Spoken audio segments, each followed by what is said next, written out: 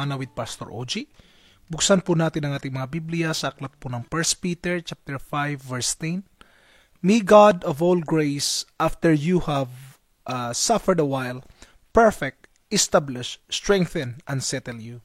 My topic for this morning is the ripening self.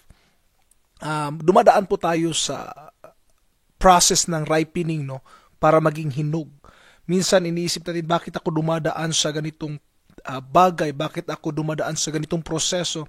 Dahil pinapahinog po tayo ng ating Panginoon, no? In time, He will perfect, establish, strengthen, and settle us. So we must wait on the Lord and be of good courage always, because God will put us in the right timing. Ilalagay tayo ng Diyos sa tamang pagkakataon, because the God of all grace work in all His children, humbling the proud and exalting the humble, to make them ripe and sweet. Our task is to take hold of God's grace, to endure our affliction with patience, without growing weary. Kasi kung hinog po tayo, matamis po tayo. Kung halimbawa, hilaw tayo, no? Hilaw ang pagkaluto bilang Kristiyano, hindi tayo nahinog ng tama, anong mangyayari? Mapakla, mapait.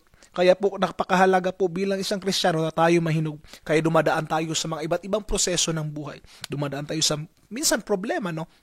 Because that is the time that we are ripened before the Lord. Salvation is the miracle of a moment. Growth is the labor of a lifetime. Kaya po, hayaan po natin na tayo'y lumago. Hayaan po natin na tayo po'y mahinog sa harapan ng Panginoon. Kasi ang kaligtasan, isang bisis po yan. Pero papunta po sa ating maturity towards a Christian life, kailangan po natin ng pasensya, because this is a labor of a lifetime. God bless po at magandang umaga.